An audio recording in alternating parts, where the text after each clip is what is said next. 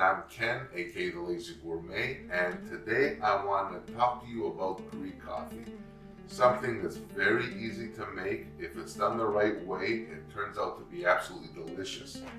Making a perfect cup of Greek coffee is very simple. It's made typically in these demi-tasse sized cups.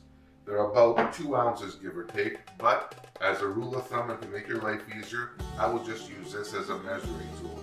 What I would recommend for this is just filling it up to a little over 3/4 of the way, only because Greek coffee does not dissolve. It actually, as it's boiling and cooking and kind of releasing its flavors, it still maintains its basic form. So you're going to be left with a bunch of residue at the bottom when your coffee is done, but that's okay. So, to start us off, we're going to talk about the brikia, or the ibricks that we're using for our Greek coffee. I happen to collect these. I love collecting these from all over the place. They have a certain meaning to me, which is totally fine. If you don't, just go pick one up, something that looks like this from your local big box or kitchen store, that's cool too.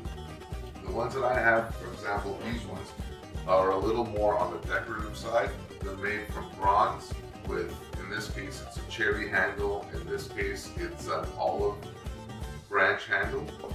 Here we have a few sizes. This is the 1 to 2 demi-tasse size, which will make a couple of coffees. This is 3 to 4. This is somewhere around 6 or so. And then we have this one. This one is the, oh my God, I can't believe Cousin Sula got engaged size. And nobody wanted it. But this is a bigger version. You can make 10, 12 cups at once, assuming that they're all the same. Greek coffee typically is made in single batches or double batches or whatever if they're the same sweetness. And when it comes to sweetness, there's basically one thing to know, the rule: 0, 1, 2. 0 means 0 sugar, 1 means 1 teaspoon of sugar, and 2 obviously means 2 teaspoons of sugar. Always the 1 heaping teaspoon of coffee. So that's our magic formula. So here, again, these are available here. They're little propane heaters. I happen to bring this from Greece, totally fine. You can find them in Canadian Tire or any other big box retailer. You know, Poland makes them, totally fine.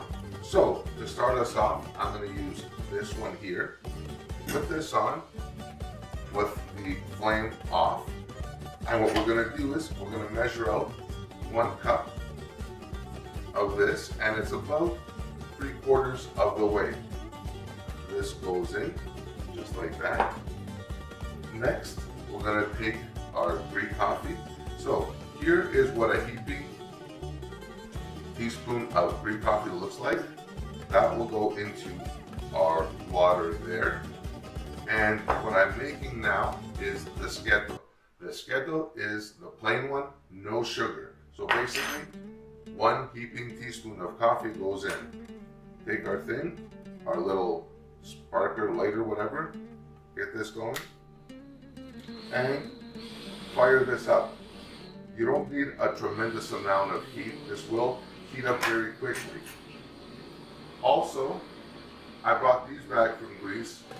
I don't even know what the heck these are called, but they're like little mini, I guess, I don't know, whisks. So I'm using these to stir my coffee. A trick to this as well, you're not making fudge, so there's no need to keep stirring it. Once you see the water is starting to heat up, which will happen fairly quickly, just give it a quick stir once and only once, making sure that the coffee is dissolved, and you're done. As our coffee is cooking away, it's going to froth when it's ready. This is where you have to keep an eye on it. This is not something that you want to walk away from. It's not going to end up well because this will overflow and wind up all over the place. So our Greek coffee is up, it's froth, and here it is, all ready to go.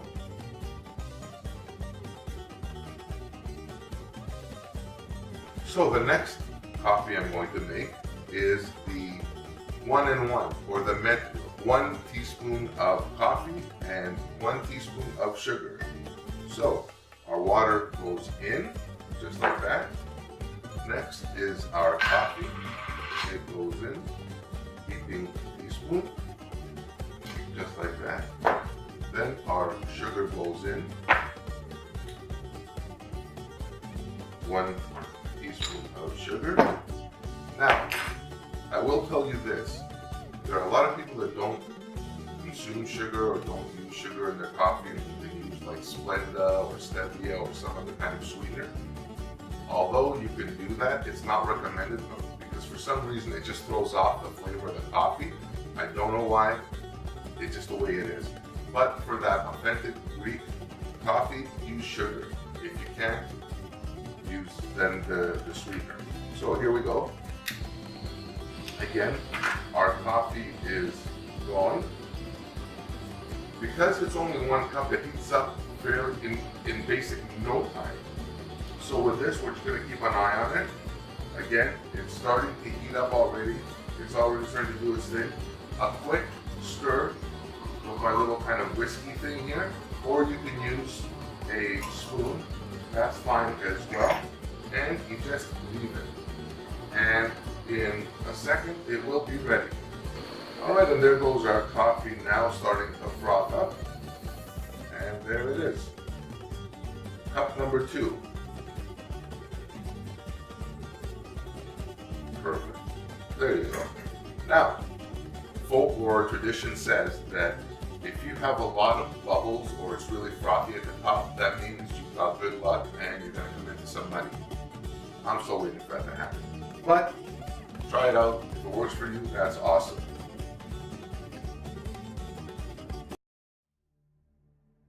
The next way we're going to make this coffee is the 2-in-1, which is 1 heaping teaspoon of Greek coffee to 2 teaspoons of sugar, which is the equal or the sweet.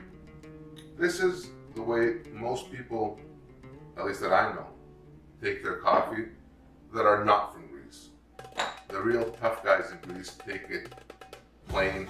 That's good for them. It fills in the gaps in their teeth.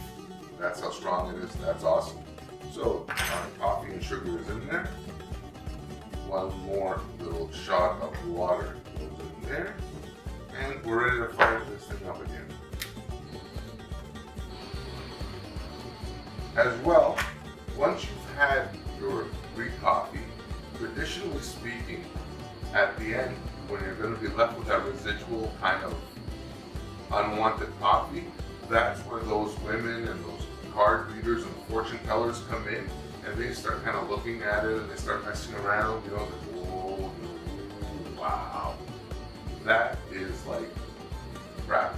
There is like no kind of truth to that. But what I will tell you is it freaks a lot of people out, especially the non-Greeks that are visiting Greece, when they're trying to pull some kind of a scam. But for the most part, there are women or people that actually do that and read that kind of thing. And it's actually quite funny seeing the non-Greeks react. So this is our last cup of coffee that we're making, which is our liquor. And it's a 2 sugar, 1 coffee, and it's the sweetest you can get without adding any more sugar. It's frothing up, so we're good to go now. Turn this off, just like that. Perfect. Wow. That turned out really well. Now, another suggestion is, once you make your Greek coffee and it's in the cup, I would recommend leaving it for maybe 2, 3, 5 minutes. Let it sit and let all the coffee that's kind of floating around in the liquid settle to the bottom. You don't want to be having a sip of coffee and all of a sudden you're getting this gritty kind of experience in your mouth. Not good. So my dear friends, that is my little tutorial today on how to make Greek coffee. I hope you guys try it. You can find Greek coffee in most supermarkets now, Greek specialty stores. It's not a lot of money, and it's definitely an experience. As well, I will tell you this, Greek coffee is not meant to be made with frothing latte or milk. It's not meant to be served with cinnamon or chocolate sprinkles and powder and crap like that. That's a totally different thing. What I would recommend is just enjoying it just like this, just the way it is, and let me know how it turns out for you. Until next time, I'm Ken, the Lazy Gourmet. Thank you very much for watching. I hope you liked this. If you did, please subscribe and give me a thumbs up. Until next time, bye for now.